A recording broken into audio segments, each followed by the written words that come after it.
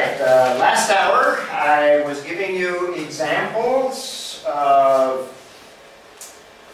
in Scripture where major events are used by some of the speakers or writers. В прошлом часу я дал вам пример того, как вот эти различные основные события Библии используются разными авторами и писателями. The point I was making is that these events that we are going to look at are the major events that are emphasized by people in the New Testament. И вот какой акцент я делал, что вот эти события, на которые мы рассмотрим, это те события, которые подчеркивались людьми в Новом Завете. So I was giving you examples of New Testament speakers or writers that deal with the Old Testament. И я приводил вам примеры новозаветных авторов или проповедников, которые обращались к Ветхому Завету. And you'll notice that in some cases they will emphasize the same major events that we're going to talk about. И вы обратили внимание, что во многих случаях они обращают внимание на те же события, на которых мы будем говорить. So these events are not events that I have come up with or man's opinion. They seem to be repeated in the Bible themselves. И эти события это не такие события, что я сам просто их предложил, вот, или это не человеческое какое-то рассуждение, это то, о чем нам прямо говорится в Библии. Let's take a look at Acts chapter 17. This is the Apostle Paul. Давайте посмотрим на Деяния 13 главу, и это апостол Павел здесь. And let's begin reading in 14 to 16. И давайте прочитаем стихи с 14 по 16. Vitaly, I think we left off. С 14 по 16. Из Перги они пошли дальше в Писидийскую Антиохию. В субботу они пришли в синагогу и сели. После чтения из закона и пророков начальники синагоги передали им: «Братья, если у вас есть что-либо сказать в назидание людям, то говорите». Павел встал и, сделав жест рукой, сказал: «Израильтяне и боящиеся Бога, выслушайте меня». Okay, that gives us a setting of the passage. То есть это дает нам вот такой фон и для всего этого отрывка. Paul is on a missionary journey. Контекст для отрывка. Павел в миссионерском путешествии находится. And he's in a city by the name of Pisidia, Antioch. И он в городе, называемом Антиохия Писидийская. He's in the synagogue. Он в синагоге. So he's talking to Jewish people. И он говорит, обращается сейчас к евреям. In fact, they give him an opportunity to speak. И они дают ему возможность, кстати, проповедовать, говорить. And because he's dealing with Jewish people, he's going to give them a sermon that they would be familiar with. И поскольку он обращается к евреям, то он им дает проповедь, которая будет для них в чем-то новым, чем-то понятной и знакомой. He's going to go over a lot of these Old Testament events that they would know. И он проходит через ряд вот этих ветхозаветных событий, о которых они прекрасно осведомлены. And in verse 17, notice where he begins. В стихе 17, обратите внимание, с чего он начинает. 13:17. Деяния 13:17. Бог всіх Ізраїлевих людей вибрав собі отців наших і підвищив народ, який перебував у єгипетському краї, і рукою потужно вивів із нього. There are two major events that he speaks of in verse 17. Есть два основных события, о которых говорится в стихе 17. Or a cluster of events, or a whole area that he's dealing with. И какой это блок событий? What's the first one? Сфера событий. Какие здесь события перечислены? Exodus. No, that's the second one. Это второе. Какой первый? First one. Наших отцов это Авраама. Abraham. He's speaking of the fathers. Да, он говорит об отцах, да. The fathers. Бог народа сего избрал отцов наших. Отцы. Now, it may include, as Vitaly says, Abraham, but in fact it most certainly would include Abraham, but may Isaac and Jacob. И это может включать Авраама, скорее всего, точно это включается Авраам, но также Исаак, Иаков. And Katya notices Egypt and the Exodus. И Катя обратила внимание на описание Египта и Исхода. So he's going to move through Old Testament history. И вот автор двигается через ветхозаветную историю. Galia, you want to read 18? І літ із 40 він їх годував у пустині. Okay, what major event or series of events? Какое главное событие или серия событий? Ходили по пустелі, напевно, закон 17 почали. Desert in Sinai. Yeah, wilderness. Пустыня. Yeah, very good, very good.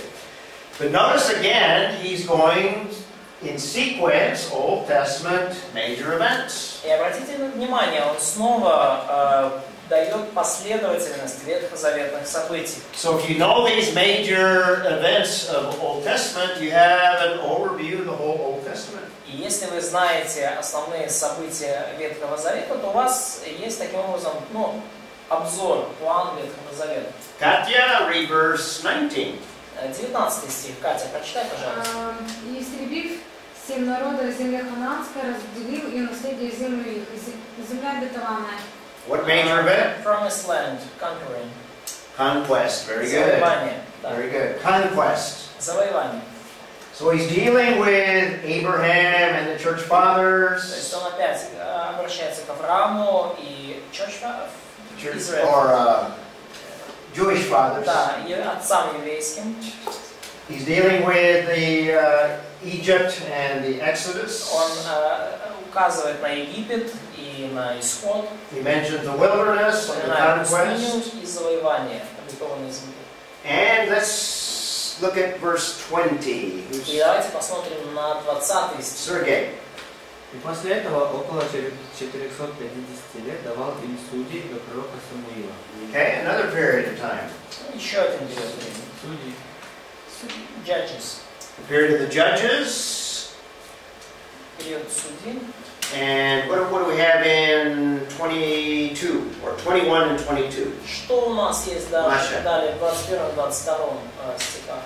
Потом просили они царя, и Бог дал им Саула, сына Кисова, мужа из колена Вениаминова. Так прошло лет 40. Отринув его, поставил им царем Давида, о котором и сказал, свидетельствуя, нашел я мужа по сердцу моему, Давида, сына Иисеева, который исполнит все хотения мои. Okay, what is that period, or what is that major emphasis?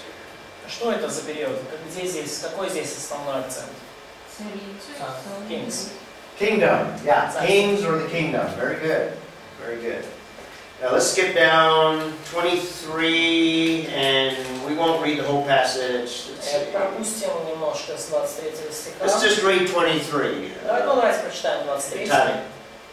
Из потомков Давида Бог, согласно своему обещанию, призвал Спасителя Израилю Иисуса.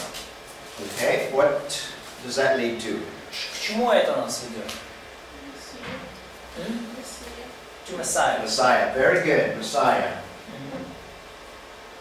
What Paul is doing is giving us major Old Testament events leading up to Messiah. Что делает Павел? Он приводит нам ключевые ветхозаветные события, ведущие к Мессии. And what he's going to do is draw the implications of the significance and importance of Messiah. И что он делает? Он выводит из этого заключения о значении и важности Мессии. And at Antioch, what he's going to do is present the gospel. И что он далее делает в Антиохе? Он представляет им Евангелие. Because Jesus is a fulfillment of what is promised to David. Потому что Иисус является исполнением того, что было обещано Давиду. And the Old Testament lays a foundation for the coming of Messiah. И Ветхий Завет закладывает основания для прихода Мессии. Okay. So here's a third example, И вот это третий пример. an emphasis on these major events. Третий пример того, какой акцент делается на этих главных событиях. Now, I mentioned that the Old Testament does the same thing. И я уже упомянул, что в Ветхом Завете происходит то же самое. We won't look at it, but you might write down Nehemiah chapter 9. Вы можете туда не заглядывать, просто Nehemiah chapter 9, yes? Запишите, Неемия 9 глава. Yeah, just put it in your notes. Просто запишите себе в заметки, не открывайте. And you might notice that Nehemiah, remember this is late in Israel's history in the Old И Testament. вы можете обратить внимание, что Неемия, который жил уже в позднем периоде Ветхого Завета, Nehemiah is reminding the Jewish people of their history, their background. Неемия напоминает израильскому народу об их истории, их корнях.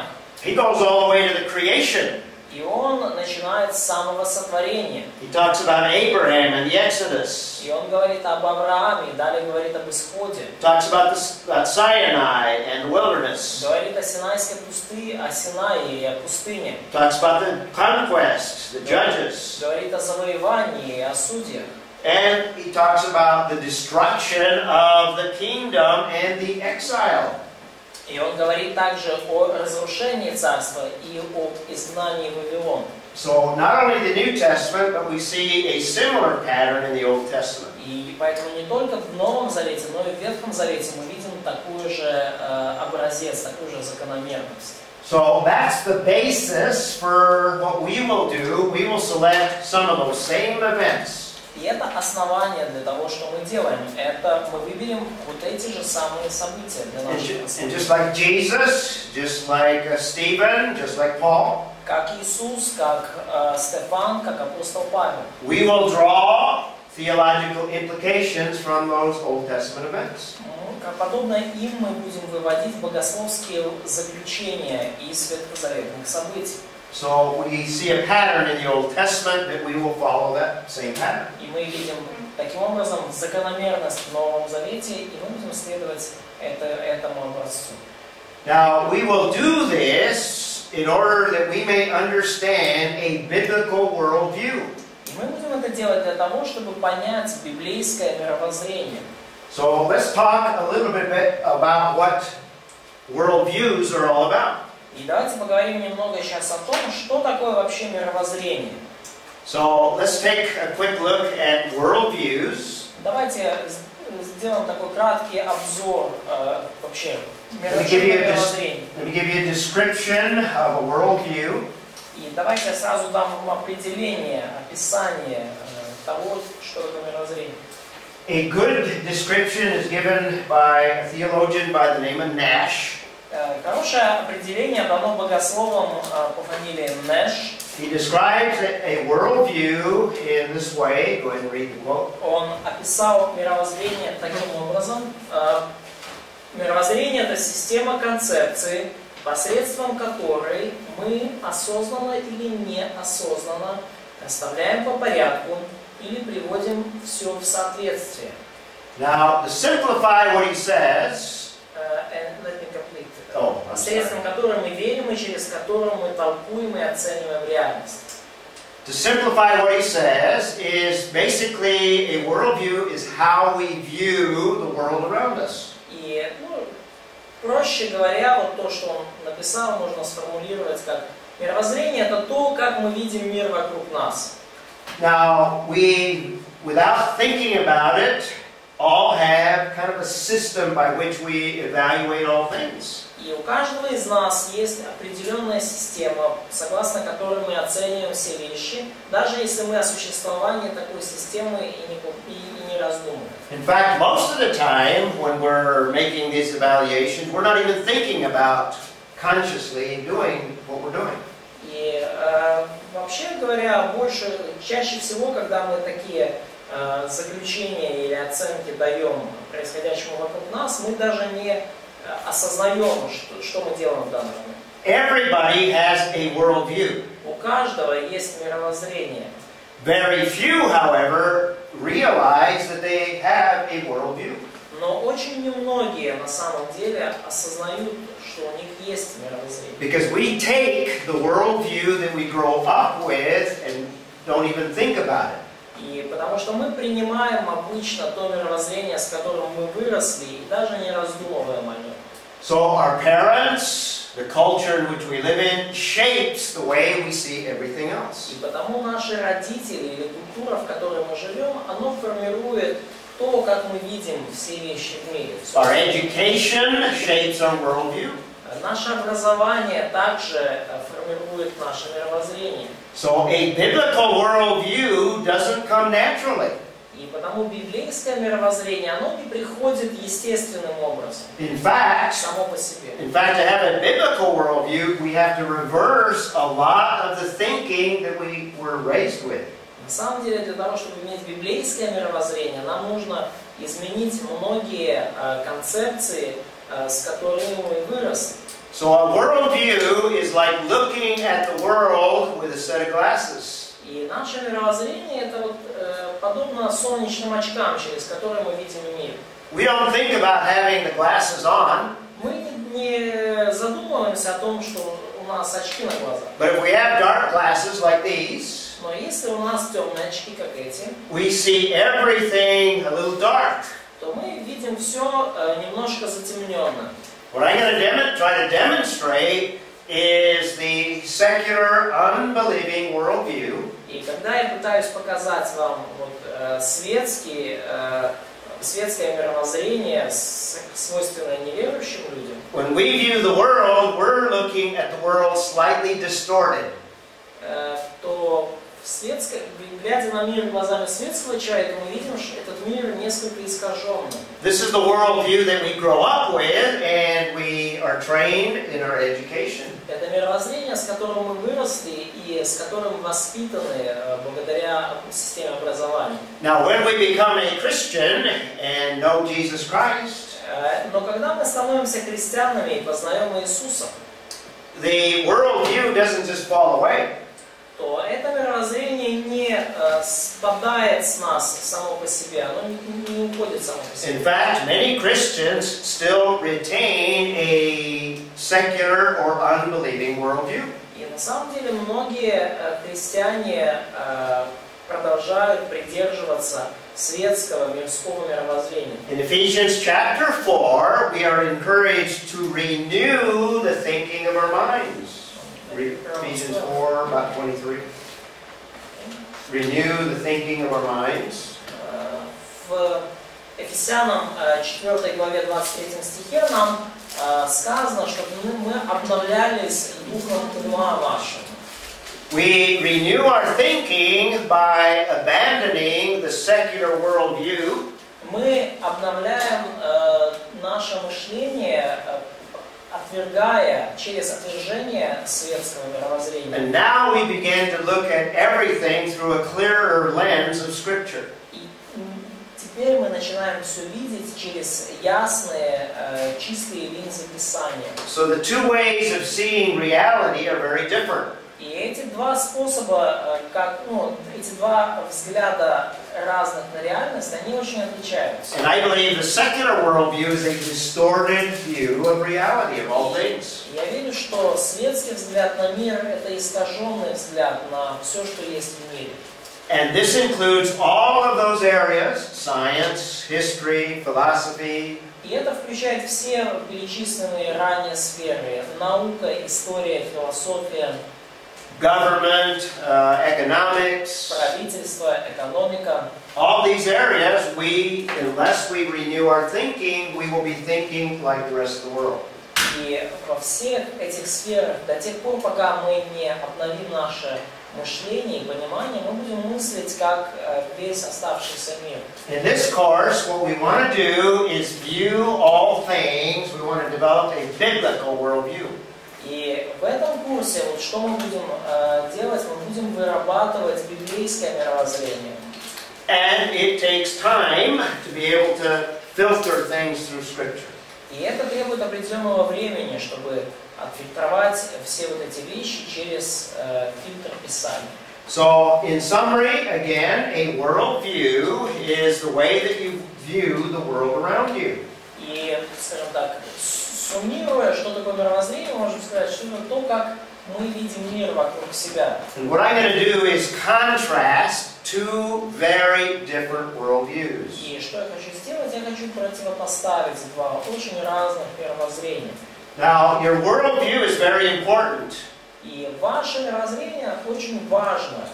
because how you view the world is how you're going to live out your life. Потому что ваше мировоззрение определяет то, как вы в итоге будете жить свою жизнь. Your worldview will determine how you live. Ваше мировоззрение определит вашу жизнь, вашу практическую жизнь, поступки. If there's no God in your worldview, that means that basically you can do whatever you want. И если в вашем мировоззрении нету Бога, то по сути это значит, что вы можете делать все, что хотите. And the majority of the culture doesn't have God in their worldview. И большинство людей в нашей культуре, в их мировоззрении Бог отсутствует. So worldviews are extremely important. И потому мировоззрение, оно критически важно. Now, this is a chart that basically outlines, is maybe oversimplified. И вот следующая таблица, она может быть несколько упрощенная, но она дает такой краткий очень обзор. I'm going to lump all worldviews into one category. Я соберу, по сути, все мировоззрения в одну категорию. All worldviews we could call the unbelieving worldview. Все мировоззрения мира, практически все мы можем собрать в одно определение, это мировоззрение неверующего человека. So we can simplify this whole idea of worldviews into two basic worldviews. То есть, таким образом, мы можем упростить всю эту идею мировоззрения и разделить их на два основных мировоззрения. There's the biblical worldview and there's the unbelieving worldview. Есть библейское мировоззрение, есть мировоззрение неверующего человека. And each of these unbelieving worldviews we can divide into parts. И все вот эти мировоззрения неверующих людей мы можем разделить на части. There are two basic unbelieving worldviews. Есть два ключевых подвида мировоззрения неверующего человека. One of them we could classify as atheistic. Одно из них мы можем классифицировать как атеистическое мировоззрение. The most popular worldview of the culture in which we live in. Это наиболее популярное мировоззрение в культуре, в которой мы живем. That is atheistic. Это атеистическое мировоззрение. It's called secular humanism. Иначе называемое светский гуманизм. In other words, man at the center, man's thinking at the center of how you view all things. Иными словами, человек и его мышление находятся в центре всех вещей. Вот это суть светского гуманизма. I call it atheistic because it leaves God totally out. Я называю его атеистическим, потому что оно Бога совершенно выводит из картины мира. But there's also an unbelieving or unbiblical worldview that is on the other end of the spectrum. Но есть также мировоззрение неверующего человека, не библейское, которое на другой стороне этого спектра. Instead of atheistic, it tends to have a spiritual aspect to it. То есть вместо вот такого атеистического аспекта в нем присутствует духовный аспект. So it has spiritual aspects related to that worldview, but it's unbelieving. В этом мировоззрении присутствуют духовные стороны, духовные аспекты, но все равно это мышление, мировоззрение неверующего человека. It's spiritual, but it's not biblical. Оно духовное с виду, но не библейское. So we'll take a look at that as well. И мы посмотрим на это также. Now, in the atheistic secular humanism worldview, И вот в атеистическом мировоззрении, светском гуманизме, an example that you all would be familiar with would be Marxism, because есть разные виды. Один из них это вот пример, с которым многие из вас, наверное, знакомы, это марксизм. Because the Russian government imposed Marxism on the Ukraine. Ну, он знаком, потому что русское правительство принесло марксизм в Украину. And the Russian Marxism attempts to eliminate God from the culture. И русский марксизм полностью попытался полностью удалить Бога из культуры. So it's a specific form of an unbelieving worldview. То есть вот это особенная форма мировоззрения неверующего человека. Today, there's what's popular known as postmodernism. В наше время популярно мировоззрение постмодернистское. It also is unbelieving and leaves God out. Это также мировоззрение неверующего человека, который выводит Бога вводит Бога в сторону. And it is also atheistic. И оно также атеистическое. Can you give me, there's two major examples of the spiritual worldview that is unbelieving. И вы могли бы привести мне два основных примера духовного мировоззрения среди неверующих людей? Can you give me an example? There's two major ones that I have. Есть ли у вас примеры? Religious worldview. Yeah, it's religious, but more specific. Но более конкретно. Ортодоксально. Понятно, правоверно. Версия. Ну, может, там либеральный. Liberal. Что литература? So, the worldview concentrated on art and. Yeah, it's broader than that, though. Но более широко. How about New Age? Как насчет мировоззрения нового века? This is unbiblical, Не библейское, has a spiritual aspect, or is spiritual. Духовный аспект. По сути, это мировоззрение духовное. New Age is actually pantheistic, pantheism, И мировоззрение нового века, по сути, это оно пантеистичное. which is unbiblical.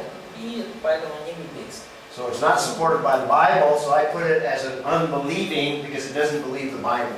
И оно не поддерживается Библией, поэтому я его поместил как мировоззрение неверующего человека. What about another worldview that is often in the news today? Что по поводу другого мировоззрения, которое часто попадается в новостях?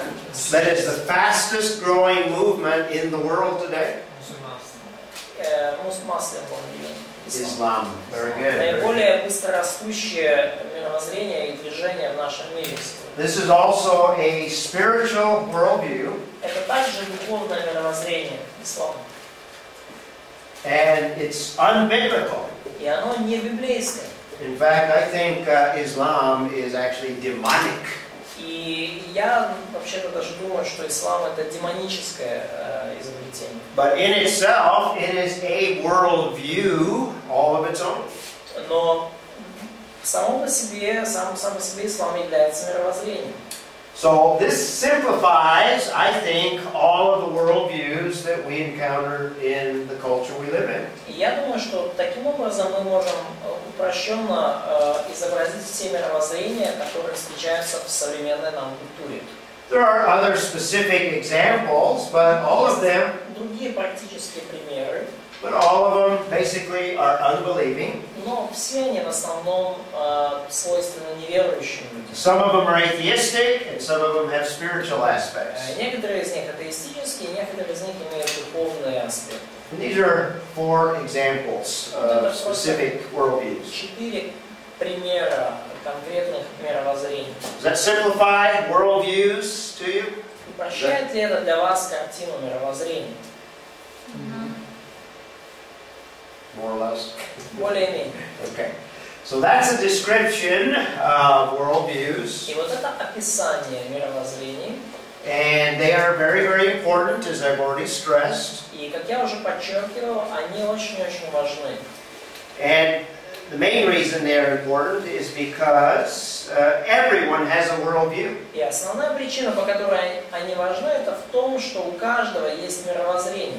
Most people are unaware of how they are viewing all of reality. Большинство людей не задумываются даже о том, как они смотрят на мир. But if they are not viewing things with a biblical worldview, then they will have a distorted worldview. Но если они смотрят на мир с небиблейской точки зрения, то их взгляд на мир искажен. So they'll see everything in a darker way. И они видят видят все в более темном свете. So that's one reason why they're important. И это одна из причин, по которой эта тема важна. Most important reason is because people live out their worldviews. What they believe, they will live out. Но наиболее важная причина в том, что люди в практической жизни воплощают свое мировоззрение. One's worldview will determine how they respond to the world. Взгляд человека на мир определяет то, как человек будет реагировать на происходящее в мире. So our worldview influences the decisions that we make and the things that we actually do. Потому наше мировоззрение определяет решения, которые мы принимаем, и действия, которые мы предпринимаем. And all decisions, all actions have consequences. И у всех действий, и у всех решений есть последствия. So all unbelieving worldviews produce actions that have consequences. И потому у всех таких светских мировоззрений, мировоззрений верующих людей, есть как продукт на выходе определенные решения и действия. So all of you have a worldview. Итак, у всех из вас есть мировоззрение. You may have not thought about it.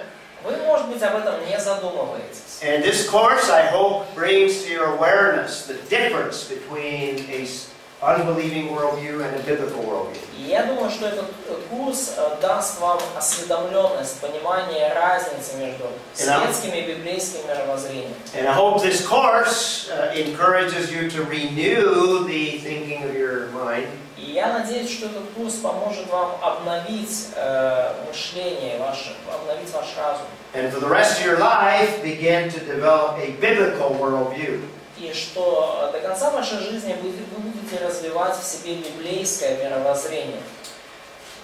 Worldviews are also important because it'll help you to understand other people. Мировоззрения также важны, поскольку они помогают вам понимать других людей.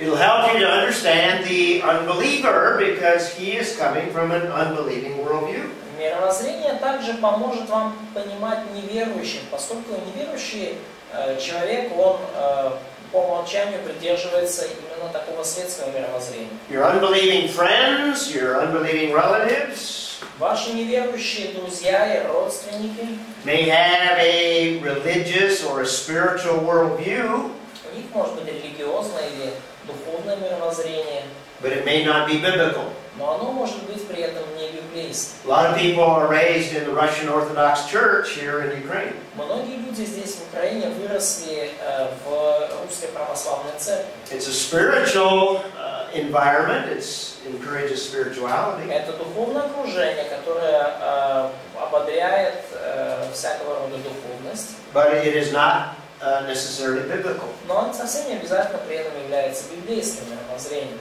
And most people don't have any spiritual interest at all. А большинство людей, они вообще не имеют никакого духовного интереса. Most likely their worldview is secular humanism. И, скорее всего, их мировоззрение будет ближе к светскому гуманизму. So it's important because it will help you to understand the unbelievers around you. И поэтому важно изучать этот вопрос, поскольку он поможет вам лучше понимать неверующих вокруг вас.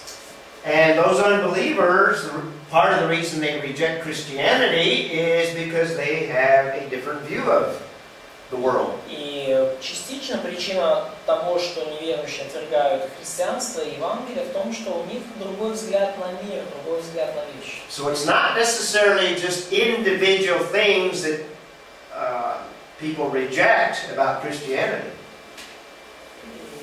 Individual Ideas, things. Да, то есть поэтому, скорее всего, люди, то есть совсем не обязательно люди отвергают в христианстве просто какие-то отдельные идеи или отдельные положения. But more than likely, it's because they're viewing things very differently than you and I would view things. Скорее всего, они отвергают христианство не из-за отдельных идей, а из-за того, что они в целом смотрят на мир совершенно иначе. Another reason it's important is because the Bible encourages us to understand Scripture and to develop a biblical worldview. И еще одна причина, по которой эта тема важна, это в том, что Писание побуждает нас к тому, чтобы мы лучше углублялись в Писание, понимали его и вырабатывали библейское мировоззрение. I gave you a broad idea of worldviews, a description, broad description. Я дал вам общее, широкое описание мировоззрения. Let me give you more detail, and let's talk about the major elements of all worldviews. И разрешите мне дать вам некоторые детали и объяснить основные составляющие мировоззрения. So you can view a worldview from major categories. И поэтому вы можете мировоззрение разложить на основные составляющие. So let's look at the elements of all worldviews. И давайте посмотрим на вот эти основные элементы всякого мировоззрения. So we'll look at the elements of a worldview. Number one. И давайте посмотрим на первый элемент мировоззрения. Everyone has a concept or an idea of God. That's a major category. Вот одна из этих основных категорий – это Бог. У каждого есть какая-то концепция или идея Бога. In other words, everybody has a theology. Иными словами, у каждого человека есть какое-то богословие. What's the theology or what is the view of God of the atheist? А какое богословие или какой взгляд на Бога у атеистов? He has a theology, he has a concept of God. У атеиста есть богословие, у атеиста есть определенная концепция, представление о Боге. What is his view? Но какой у него взгляд? Ложное. А? Неправильно, ложное. In his view, there is no God, or God is dead, or Yes. his Very good. views are mostly that's Yeah. He leaves God out, or no, God doesn't exist, but that's a view of God. То есть он устраняет Бога из картины мира, и это такой у него взгляд на Бога. That's a theological concept. Это богословская концепция. It's a false concept, but secular humanism holds this concept. Это ложная концепция, но светский гуманизм придерживается именно этой концепции. The majority of the culture we live in leaves God out. Большинство людей в той культуре, где мы живем, они устраняют Бога из своей картины мира. But that is a particular theology. Но это при этом определенный род богословия. Secondly, every worldview has a concept of what is real, what is not real, ultimate reality. И второй момент, в каждом мировоззрении есть представление о том, что является конечной реальностью, такой, какой она есть. We could say that every worldview has a metaphysic. Иными словами, можно сказать, что в каждом мировоззрении заложена определенная метафизика. So even the unbeliever has a theology, but the unbeliever also has a metaphysic. И как у каждого неверующего есть какое-то богословие, также у каждого неверующего есть своя метафизика. What's the metaphysical view of the secular, unbelieving mind? В чем заключаются метафизические взгляды неверующего человека, светского человека? More difficult question. Более сложный вопрос. Что это такое вообще? So most of them are ignorant about the term metaphysics. Metaphysics. Я еще не знаю. Okay. Oh, metaphysics. The idea of what is the universe like? What makes up the universe Идея or о all том, reality? на что похожа Вселенная,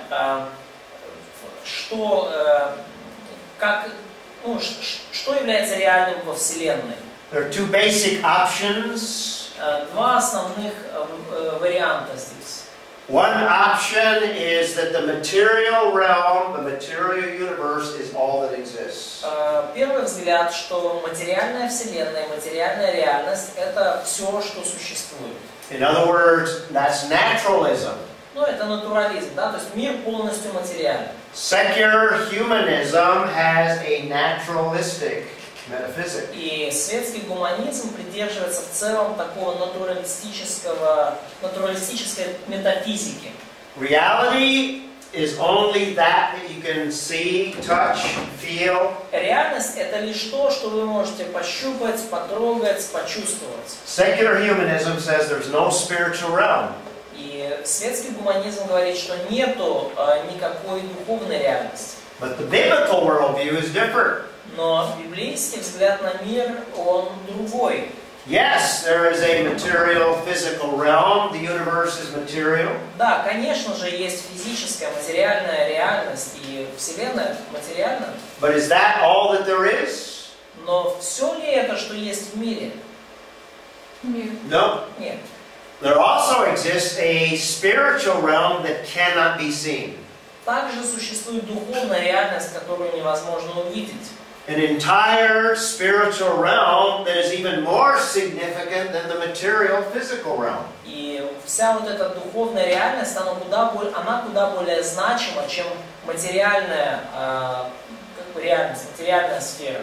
In fact, that spiritual realm existed before the physical realm И existed. на самом деле духовная реальность существовала еще до того, как появилась физическая, материальная реальность. That spiritual realm will exist into eternity. Эта духовная реальность существовала в вечности. The material realm will come to an end. И материальная реальность также она когда-то придет к своему концу, к завершению. So the biblical concept of ultimate reality, or the metaphysics of the biblical worldview, Концепция метафизики, библейская концепция конечной реальности is there's two realms that are radically different. заключается в том, что есть две реальности, которые совершенно разные. There is a physical material realm, but there's also the spiritual realm. Есть духовная реальность и есть физическая, материальная реальность. Spiritual realm, there's angels. Духовная реальность — это ангелы. So we believe in angels. We also believe that that's where God resides. И поэтому мы верим в ангелов, и также мы верим, что в духовной реальности обитает Бог. Secular humanism says the spiritual does not exist because they want to remove God from reality. Светские гуманисты говорят, что духовной реальности не существует, потому что они из своей картины мира и картины реальности хотят удалить Бога. Does that make sense? Metaphysics. То есть как-то проясняется, да, вот на тему метафизики. There's a third area that you can look at worldviews. Every worldview has a concept of knowledge. И третий аспект в любом мировоззрении есть концепция знания. We could call the whole area or study of knowledge epistemology. И мы можем любую, скажем так, вот эта сфера изучения знания называется эпистемология. So epistemology is the whole science or the whole study of how do we know and what do we know to be true. И эпистемология — это целая научная дисциплина, область исследования, исследующая то, как мы познаем мир и как мы узнаем, что является истиной. So every worldview has a view concerning knowledge. И у каждого мировоззрения есть определенный взгляд на знание, как мы его получаем. Let's contrast the unbelieving worldview with the biblical worldview. Давайте проведем различие между мировоззрением неверующего человека и библейским. Can you summarize what the secular or unbelieving view of knowledge is? Можете ли вы суммировать взгляд неверующего человека на знание? Think about it in terms of its source. Подумайте об этом вот в терминах источника этого знания. Откуда появляется знание с точки зрения неверующего человека? In the unbelieving worldview, where does knowledge come from? Откуда вот, у неверующего человека приходит к нему знание? Все, что видим, все, что можем исследовать. Everything we can see or investigate. Okay? In other words, from man himself. От человека самого по себе, иными словами. Knowledge comes from man. Знание исходит от человека. And the biblical worldview? В библейском мировоззрении. От Бога. From God. All knowledge comes from God. Все знание происходит от Бога. And it's God that has created the mind. И это Бог, именно Бог является автором нашего сознания. And God has created our mind in such a way that we can not only understand knowledge, И Бог сотворил наш разум таким образом, что мы можем не только понимать знания, but we can evaluate knowledge and deal with it. но мы можем также оценивать его и совершать различные операции. So we believe in an epistemology that involves revelation. И потому мы, как христиане, верим в эпистемологию, включающую откровение. Another area is the whole area of ethics. In other words, how you live. Еще одна сфера мировоззрения – это этика, и то есть то, как мы по факту живем.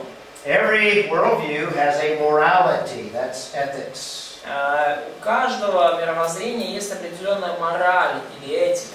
So when you evaluate a worldview, these are the things that you want to look at. И когда вы оцениваете мировоззрение, вот на эти вещи вам нужно смотреть. These are the main areas. There's some specifics that you can also see. Это основные сферы, и также есть определенные детали, которые вы можете увидеть. Number 4, what is the worldview in terms of understanding mankind? Number 5. 5? Номер 5, Номер 5, да. Каким образом то или иное мировоззрение смотрит на человека? In other words, every worldview has an anthropology or an understanding of the nature of man. Иными словами, у каждого мировоззрения есть антропология или определенный взгляд на человека. So every worldview has a theology, a metaphysic. Итак, у каждого мировоззрения есть свое богословие, своя метафизика, Has an epistemology, своя эпистемология has a morality, and has an anthropology. и антропология. And there's different views. We've already talked a little bit about different view of man. И есть разные взгляды на человека, и мы уже о них говорили. And the last and the sixth is the future or our destiny. Where do things end? И последняя сфера мировоззрения – это наша участь, наше будущее положение. And again, we have a different view of how everything ends than the secular humanists. И опять же у нас совершенно иные взгляды на то, чем все закончится, в отличие от взглядов светских гуманистов. We call that an eschatology. И мы называем эту сферу эсхатологией. So even the unbeliever has an eschatology. Поэтому даже у неверующего человека есть своя эсхатология. It's not a biblical eschatology, but it is a view of how things end. Это не библейская эсхатология, но тем не менее это взгляд на то, чем все закончится. Okay, those are the basic worldviews. И вот это основные аспекты мировоззрения. Now, specifically, we've already talked about it, but let's summarize the unbelieving worldview. Но давайте сейчас суммируем конкретно мировоззрение верующего человека. Remember, I mentioned we can divide worldviews into two parts: the biblical and the unbelieving. И вы помните, да, я разделил все мировоззрения на две части: библейское и мировоззрение неверующего человека. And let's go through each of those categories. И давайте пройдем через все эти категории. And the unbelieving worldview, we've already summarized. Мировоззрение неверующего человека, мы уже его суммировали. If it's atheistic, then its view of God is atheism, no God. Если это атеистическое мировоззрение, то их взгляд на Бога такой, что Бога нету. If it's an unbelieving spiritual view, then it's a distorted view. И если это какой-то духовный такой взгляд, то Бог есть, но представление о нем извращенное, искаженное. In terms of ultimate reality, И в вопросе конечной реальности the unbelieving primarily believes in naturalism, в целом неверующие люди верят в натурализм, то есть or an overemphasis on the spiritual, like the New Age. либо делают наоборот чрезмерный акцент на духовном, как в мировоззрении нового века. New Age believes that everything is spiritual. Новые люди, представители нового века или New Age, они верят в то, что все является духовным. The unbelieving view on knowledge, Взгляд неверующего человека на знание, we already said, All knowledge comes from rationalism or man's thinking. Такие люди верят, что всякое знание происходит и посредством рационализма, человеческого мышления.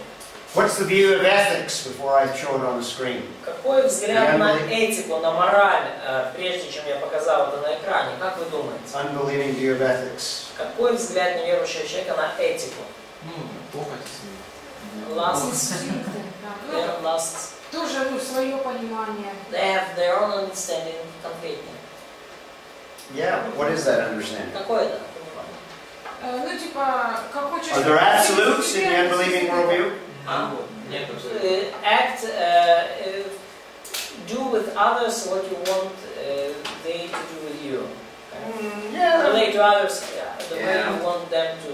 Бумеранг, еще бумеранг есть такое. Principle boomerang. Everything you will do will come back.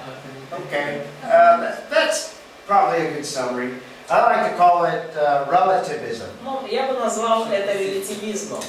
In other words, morality really doesn't exist. Whatever is good for you might not be good for me. Иными словами, морали как таковой не существует. То, что хорошо для тебя, может не быть хорошим для меня, не подходить мне. There are no absolutes. Нету абсолютов. Absolutes don't exist. Абсолютов не существует. Everything is relative. И все относительно. Some things are right if they're right for you, but they may not be right for me. Ну, нечто является хорошим, если оно хорошо для тебя, но для меня оно может не быть. That's relativism. Это релятивизм. And we summarized already what the view of mankind is. И мы суммировали уже то, как в целом смотрит на человечество. Man's basic goodness. Человек в целом хорош. And the evil in man is the result of his environment. А все плохое, что есть в человеке, это результат окружения, воспитания. This is the unbelieving worldview. Это взгляд неверующего человека на мир. And in terms of the destiny, it'll vary. It varies. В вопросе конечной участи человека, то тут уже мнения расходятся, варьируются. For example, the atheistic worldview is that once you die, that's it. Например, атеисты верят в то, что если вы умерли, то на этом все закончилось. There's no life after death. Once you die, everything's finished. Нету жизни после смерти. Если вы умерли, то это финиш. And in the spiritual, unbelieving worldview, everybody goes to heaven. Но в духовном мировоззрении неверующего человека все в итоге попадают на небеса. So it varies. То есть поэтому есть различия. Еще реинкарнация. Also reincarnation. Reincarnation, yes, absolutely. And finally, in our worldviews, and this is where we'll take a break. Ну вот и последнее, что мы рассмотрим касательно мировоззрения, это библейское мировоззрение. Let's contrast this unbelieving worldview with the biblical worldview. И давайте противопоставим библейское мировоззрение мировоззрению неверующих. And obviously, when we speak of God, we speak of the God of the Bible. И очевидно, что когда мы говорим о Боге, то мы говорим о Боге Библии. And we could talk a lot about who the God of the Bible is. И мы много можем говорить о том, кем является Бог Библии. Some major elements. He is personal. He's a person, described as a person. Основной элемент это то, что это личностный Бог, он описан как личность. He's a creator of all things. Он творец всех вещей, всего существующего. And it's only the biblical view that believes that he's Trinitarian or he's a Trinity. Это эксклюзивный библейский взгляд на Бога, что Бог триедин. All the unbelieving worldviews deny the Trinity. Все неверующие, все взгляды на мир неверующих людей отрицают Троицу. So we believe in the God of the Bible. И поэтому мы верим в Бога Библии.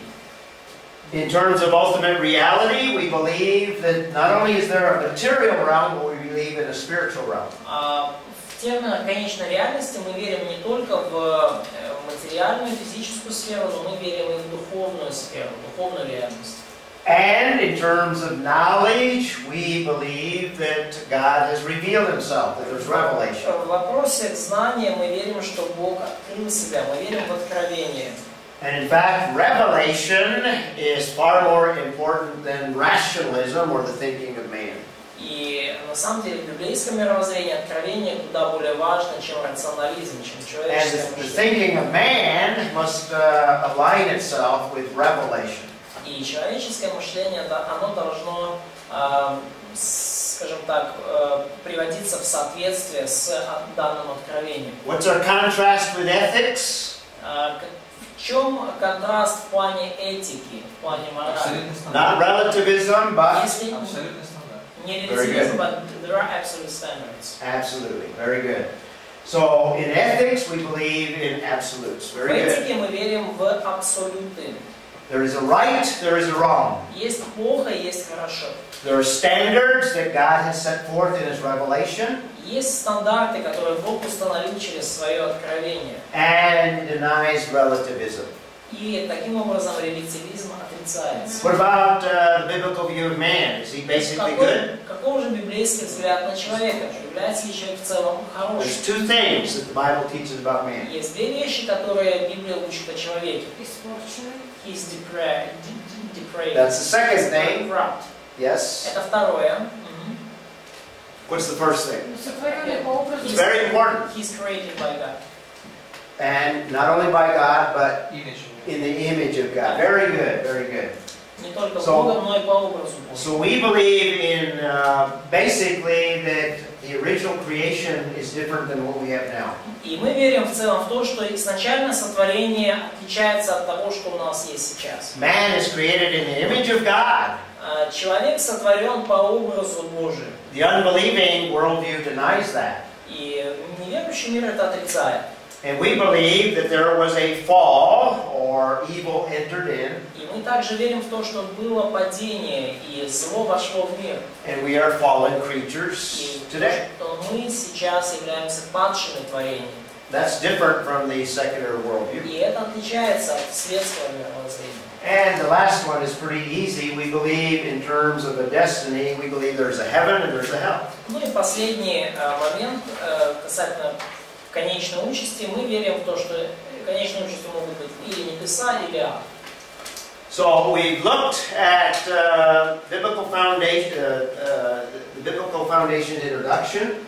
И так мы взглянули на библейское основание, это наше вступление. I've given you the approach that we'll take in the course. И я дал вам подход, который мы будем использовать в нашем курсе. We looked briefly at a biblical basis for treating major events. Кратко взглянули на библейские основания для того, чтобы мы через их призму рассматривали разные события. And our emphasis of the last hour has been worldviews and their importance. Наш акцент на последнем часу был на мировоззрениях, на их важности. And we contrasted the unbelieving worldview with the biblical И worldview. мы противопоставили библейское мировоззрение мировоззрению неверующего человека. After lunch, we'll come back and talk about what is our source of authority. И после обеда мы вернемся и поговорим о том, что является источником авторитета для нас. And again, we'll do some contrasting with what the world sees as their authority and what we will see as our authority. И мы проведем некоторые противопоставления с того, что мир видит в качестве авторитета и что мы видим в качестве авторитета. Take a break. Сделайте перерыв.